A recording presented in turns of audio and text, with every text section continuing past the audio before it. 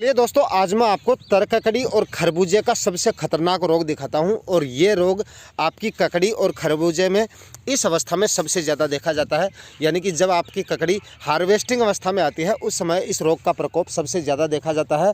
और ये रोग एक बार फैलने के बाद में अगर आप स्प्रे नहीं करते हैं तो आसानी से कंट्रोल भी नहीं होता है और आगे से आगे और प्लांट में भी ये फैलता जाता है। तो यहाँ पर मैं आपको एक प्लांट दिखाता हूँ और ये जानकारी आपके लिए काफ़ी इंफॉर्मेटिव हो सकती है, क्योंकि बेल वर्गीय सब्जियों में इस तरह का जो रोग होता है वो काफ़ी ज़्यादा देखा जाता है।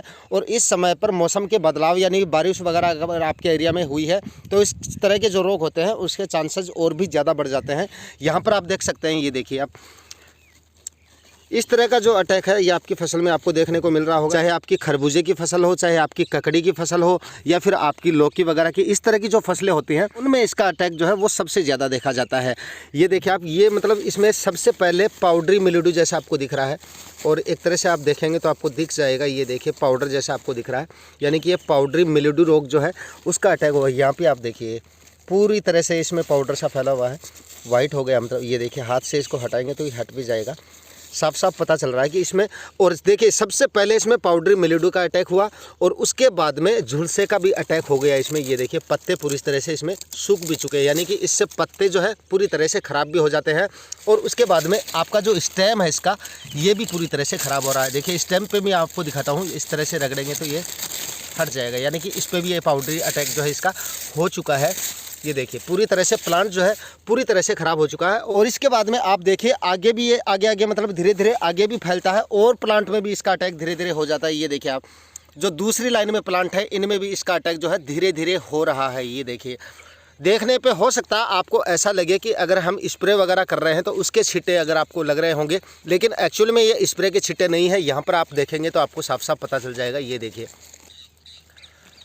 पूरी तरह से मतलब इस प्लांट में भी ये धीरे धीरे आ जाएगा। अगर आप इस समय पर कोई स्टेप नहीं लेते हैं तो आगे से आगे पूरी फसल में ये फैल जाता है। और इस तरह का जो अटैक होता है, बारिश वगैरह होती है या मॉइस्चर वगैरह ज़्यादा होने की वजह से, वातावरण में अगर नमी ज़्यादा हो जाती है ना, तो उस समय पर इस तरह के रोगों का अटैक बहुत ज़्यादा बढ़ जाता है। और एक बार अगर इन रोगों का अटैक हो जाता है और हम अगर कोई स्टेप नहीं लेते हैं तो उसके बाद में और भी बाकी फसल में भी इसके अटैक हो जाते हैं। आपकी चाहे तरककड़ी की फसल हो या फिर खरबूजे की फसल हो, लौकी हो या फिर टमाटर की फसल में भी इस तरह के आपको जो है सिम्टम दिखाई दे देंगे शायद इस समय पे, अगर मौसम आपके यहाँ भी ख़राब हुआ है तो अगर इन सभी फसलों में इस तरह के अटैक आपको अगर दिख रहे हैं तो यहाँ पर आप या तो बायर कंपनी का नेटिवो फंगिसाइड आता है वो आप काम में ले सकते हैं। 10 ग्राम प्रति 15 लीटर स्प्रे टैंक के हिसाब से आपको इसका खुराक रखना है। इसके साथ में इंसेक्टिसाइड जो है वो आपको इस अवस्था में, अगर आपकी तरककड़ी है यानी फ्रूटिंग अवस्था में है, हार्वेस्टिंग चल रही है, या फिर हाल ही में फ्रूटिंग अवस्था में अगर आपकी फसल आई है, तो यहाँ पर आप इंसेक्टिसाइड में जो है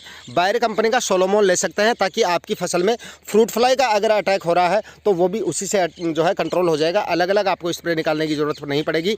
हालांकि इसके साथ में आप जो है किसी भी तरह का हल्का इंसेक्टिसाइड भी ले सकते हैं, क्योंकि हमारी फसल जो है वो फ्रूटिंग अवस्था में है, तो यहाँ पे हमें बायर का सोलोमोन का स्प्रे तो वैसे भी निकालना पड़ेगा, तो इसी के साथ में आप बायर का सोलोमोन भी ऐड कर सकते हैं और दोनों का आप स्प्रे निकालेंगे तो इस तरह की जो समस्या है आपकी फसल में, तो वो आपकी फसल से आसानी से कंट्रोल हो जाएगी। हालांकि अगर आपका प्लांट ज़्यादा डैमेज हो गया है तो हो सकता है ये प्लांट तो पूरी तरह से स्वस्थ ना हो, लेकिन आगे आपकी फसल में इस तरह की दिक्कत नहीं आएगी। और अगर आपको बायर का नेटिवो कॉस्टली लग रहा है तो आप पावर ग्रो कंपनी का जो रोजटाम फंगिसाइड आता है उसका भी इस्तेमाल कर सकते हैं। ये आपको थोड़ा सा सस्ता मिल जाएगा, काम दोनों का सेम है, दोनों का आपको अच्छा रिजल्ट मिलेगा। तो आप रोजटाम का इस्तेमाल भी यहाँ पे कर सकते हैं और आप चाहे तो बायर का नेटिवो भी काम में ले सकते हैं।